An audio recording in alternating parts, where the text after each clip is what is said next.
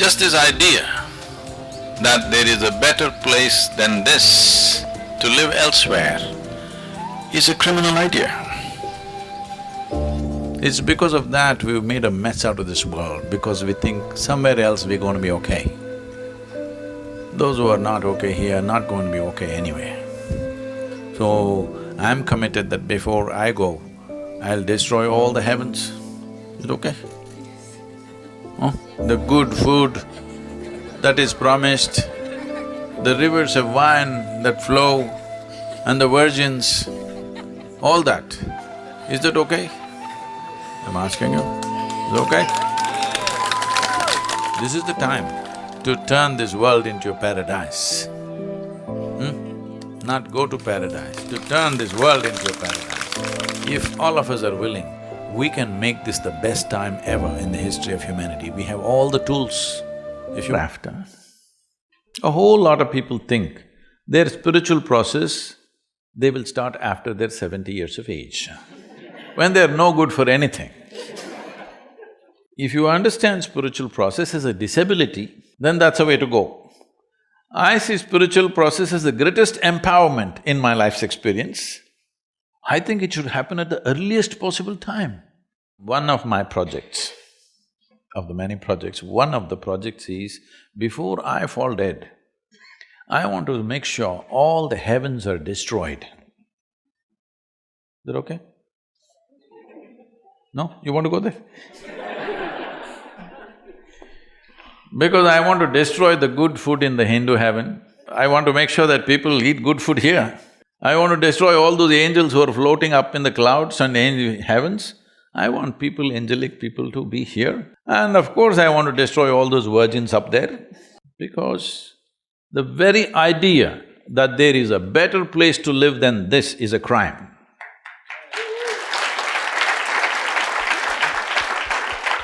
You want to make a hell out of this and go somewhere?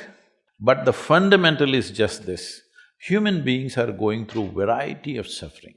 Well, those who are in situations of famine, war, those things, let's keep it aside. Fortunately, still it's a small population, all right? If you don't take care of it, it could become very large. That is one thing, we will keep them aside. But those of you who had breakfast in the morning, what is your problem? For most human beings, if they have not eaten, there's only one problem, food. The moment they eat, they have 100 problems. So it is not that there are problems, it is just that you have a cerebral capacity that you don't know how to use. Yes? If you're alone and you're feeling miserable, what does it mean? Your intelligence has turned against you. Once your intelligence has turned against you, you pray and call whatever forces you want, no damn thing is going to work for you, 100%. If your intelligence turns against you, you are a finished case, isn't it? Huh?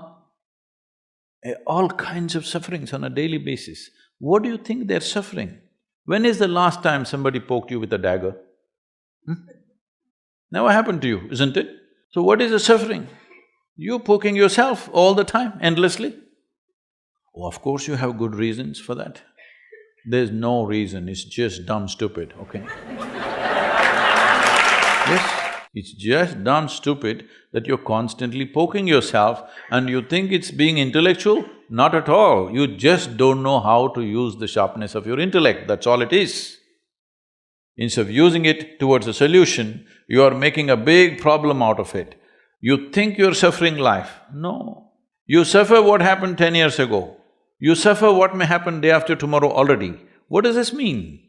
This simply means you're suffering your memory and imagination. You have no contact with life because your psychological structure has become larger than the cosmic structure. This is your problem. This must be settled.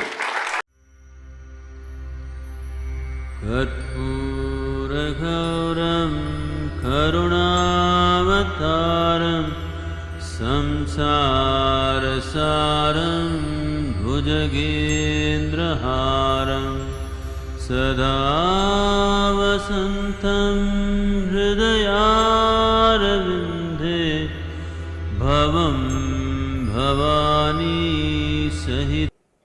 See, there are 5 dimensions of receptivity in the human being, or 5 major points of receptivity in the human brain itself.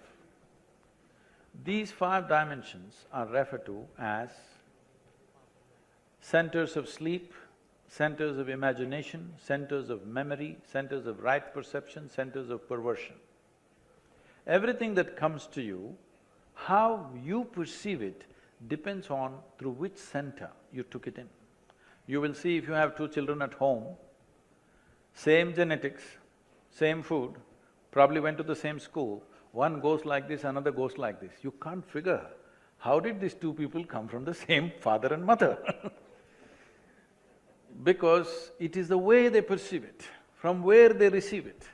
Same things, if you receive from different dimensions, it becomes different things within you. This is the reason why, this may look like a little thing, but I'm telling you, this is the reason why forever they've been stressing on a live guru, because when you walk a terrain that you're not familiar with, it's best to have a guide who's walked the terrain. See, every year I trek in Tibet and Nepal. This Sherpa who walks with me, he's illiterate, he doesn't know anything, spirituality, nothing. But we're going in the mountains, there are 2 pathways, he just says, I just go behind him. If I think I'm much smarter than him and I say, no, like this I will go, maybe that's my last day. You understand? In the mountains, he is the boss. He knows the terrain, he's lived there, he's grown up there, he has a certain sense. With all my education, I have a sense of direction, I'm an aviator, I have a certain sense of direction, I know the mathematics, I know the geometry of it, everything. But still, when I'm in the mountains, if he says, I go this way. He doesn't even care to tell me, Sadhguru, come this way. He just says, I just follow him. It's sensible to do that. When you're walking in unfamiliar terrain, that's the best thing to do. Thank you. Spiritual. Say, the general understanding is, spiritual means you have to go somewhere, in some other direction than the way you're going right now. No. Spiritual process is not a direction. It is a certain aesthetic, it's a certain quality. You can do the same things in different ways, isn't it so? You want to eat food, you can eat with both your hands, or you sit down and eat properly.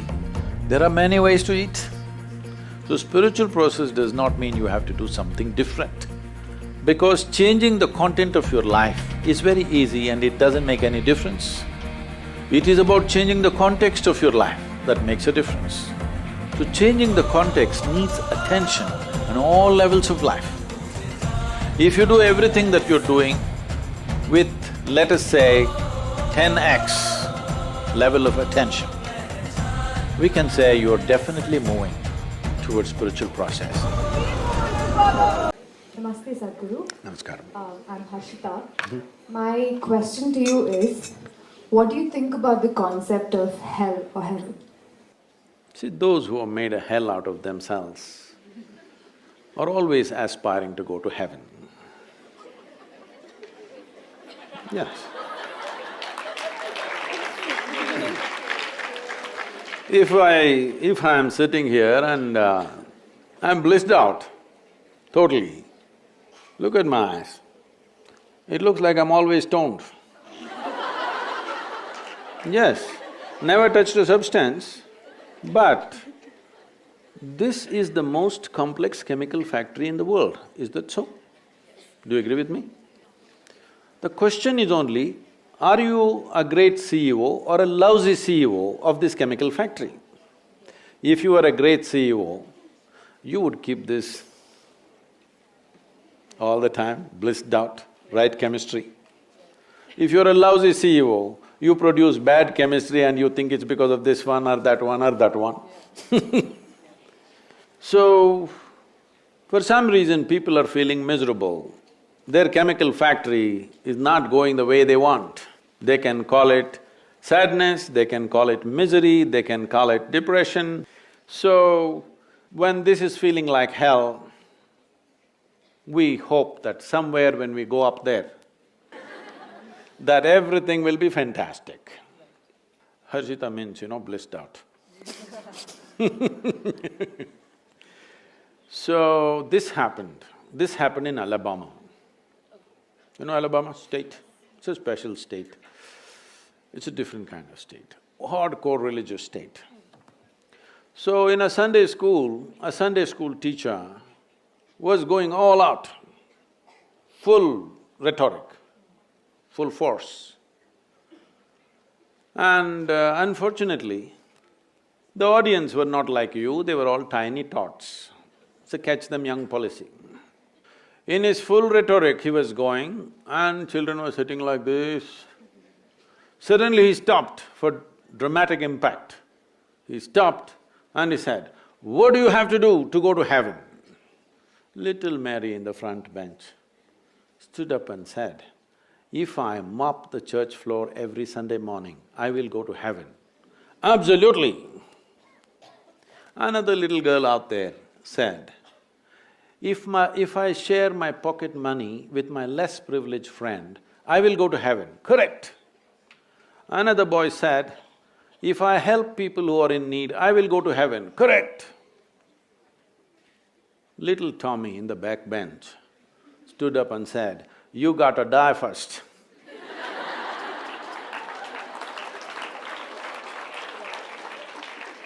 Well, that's a qualification. If you want to go to heaven, you got to die first. So when you die, depending on your culture, we will either bury you or burn you or cut you and throw you to the birds. Yes, one of these things we will do, depending on your culture. So one thing is very clear, you will put your body back into the earth and it's a very eco-friendly thing to do. So you left your body and went to heaven. So, what is in heaven? In Hindu heaven, food is very good. If you are a foodie, you must go to Hindu heaven. Nala himself will cook personally for you. He's the greatest chef. If you go to another kind of heaven, white-gowned ladies will float around in the clouds. If you like that kind of ambience, you go there. If you go to another heaven, you will have virgin problems. If that's what you're looking for, you go there. But you went there without the body. What do you do with good food and virgins, I'm asking? Hello? You don't have a body, these are all bodily problems, isn't it? No body, what do you do with food and virgins? In the Hindu way of life, there is a thing, up there in heaven, there is an Akshaya Patra. How much ever you eat, food will always be full. Well, when you go without a body, food will always remain full in the vessel. And they will always remain virgins.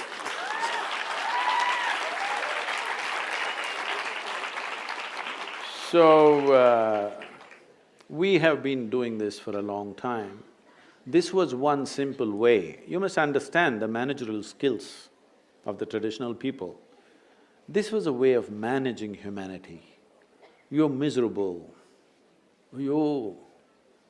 don't worry, when you go there, everything will be okay. Solace. So if it is a psychologist saying these things, it's okay.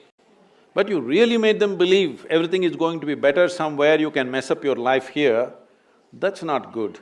Somebody is in deep state of suffering, don't worry, when you go and sit in God's lap, everything will be okay. It's a psychological tool.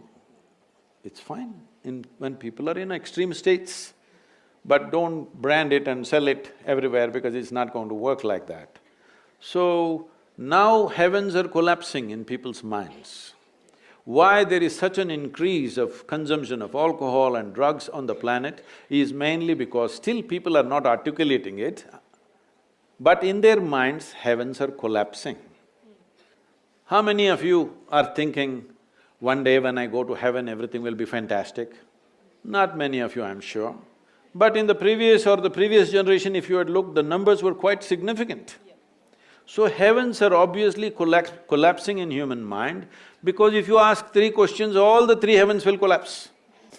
Yes. So now once human intellect became active, inevitably it'll ask questions. If you ask questions, these things will collapse. So people are trying to have alternatives right here, that they're getting drunk and drugged right here. To be healthy, they need chemicals. To be peaceful, they need chemicals. To be joyful, they need chemicals. For everything, they need chemicals. I want you to know this, 70% of US population is on prescription medication. The most affluent nation on the planet. Why does individuals and society seek affluence?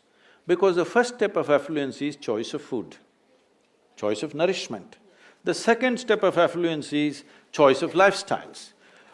The most incredible variety of food is in front of you and enormous lifestyle choices are there, and in this society, 70% of the people are on pharmaceutical, prescription medication.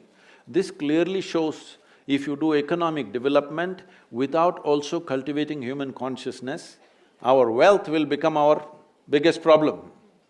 So we are still on the threshold of economic development.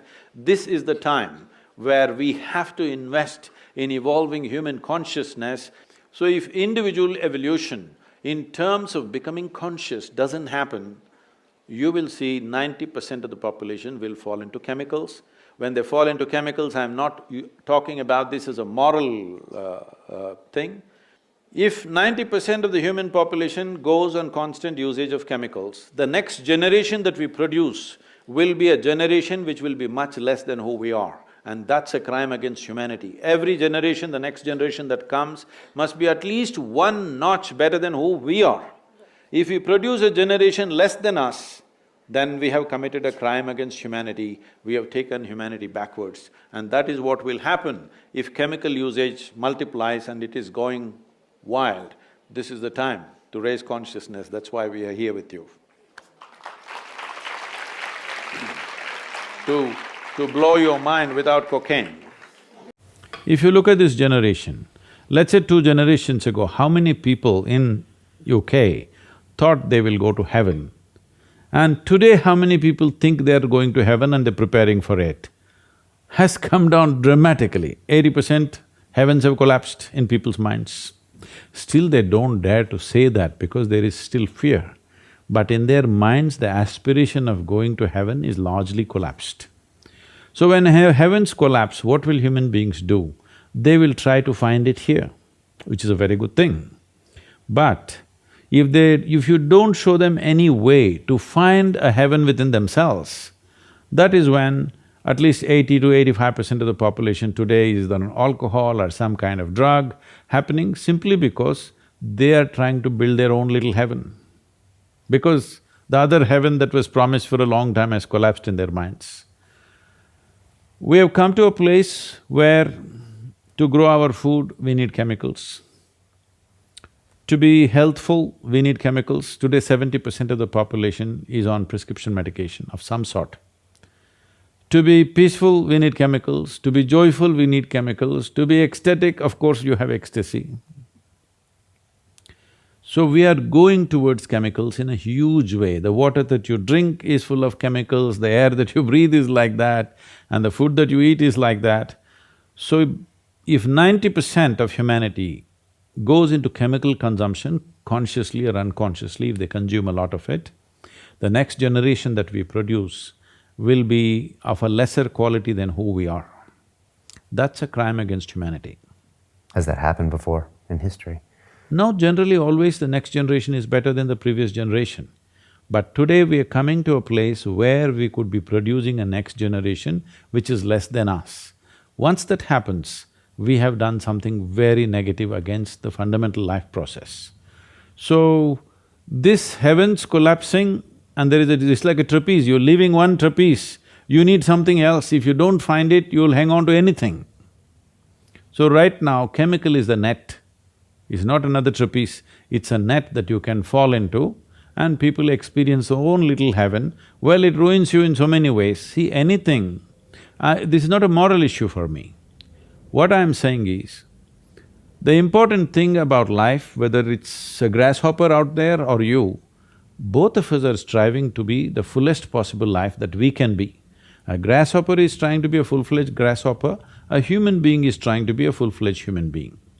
So suppose you cut off one of grasshopper's legs, which is supposed to hop, the hopping leg, if you take it off, have you enhanced its life, I'm asking you? No. No. So similarly for a human being, if you take away any of his faculties in any way, even temporarily, have you enhanced his life? No. So intoxication is just that. It is taking away your faculties for a period of time, but if you continuously do it, it'll take it away for your life. So you're taking away or subjugating your faculties for a little bit of pleasure, or maybe a lot of pleasure, whatever… however you wish to describe it. But the important thing is you're taking a backward step with life, because life can only be enhanced by sharpening and increasing our faculties, not by decreasing our faculties. Our ability to be active physically, mentally, emotionally, spiritually, if this is in any way crippled, this means we are taking a backward step, though there may be pleasure attached to it. So I'm teaching them a way. If you sit here with your eyes closed every day, I'm very proud of this now, there are millions of people, in the morning if they sit with their eyes closed for a few minutes, tears of ecstasy will flow, millions of people across the world. That you've taught. Yes, this is what needs to happen, because you need to understand the greatest chemical factory, the most sophisticated chemical factory is right here. The question is only, are you a great CEO or a lousy CEO? If you are a great manager, you will produce what you want from this. If you are a lousy manager, you do wrong things, you get anxiety, you get something else, you get rubbish going on within you because you are misusing your chemical factory or you don't know how to manage your chemical factory. Just look at my eyes, I'm always stoned. No, never touched a substance, but always stoned.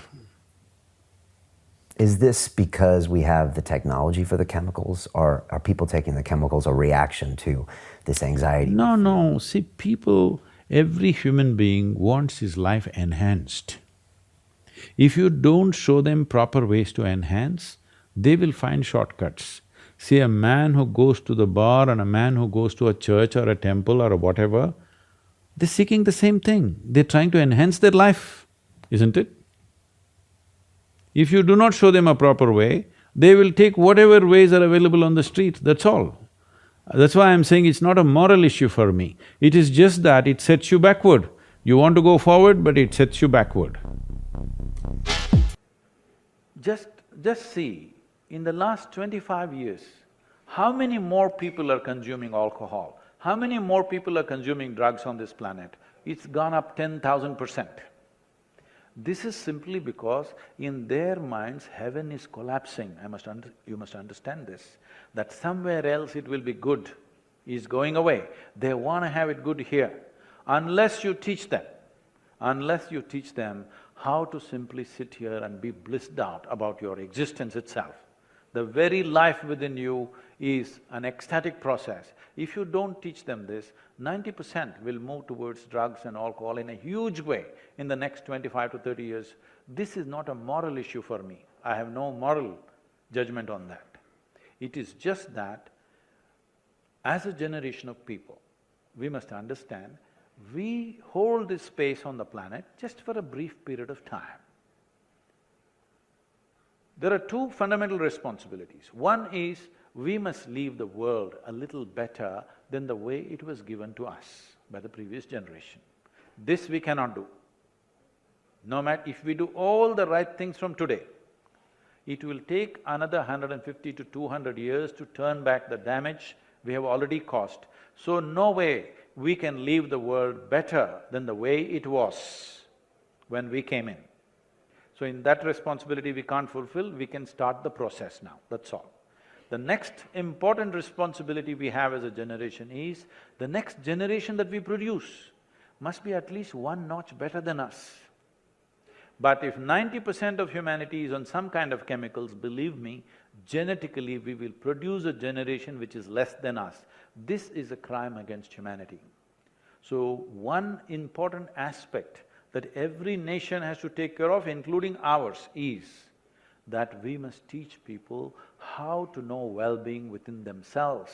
Unfortunately, right now, we think if you give money or food or medicine, it is service. If I teach you how to live joyfully, it is not service. We have still… see, in this country, the most important thing in the ancient India was, you know how to be within you. This was the most respected thing, because we know what will come out of this. When you have no concerns of fear, when you have no fear of suffering, that is when you will walk your life full stride. That is when great human beings are produced. If we want to produce a great nation, society, these are just words. There are only individual human beings. Only if we produce great human beings will there be a great society and a great nation and a great world.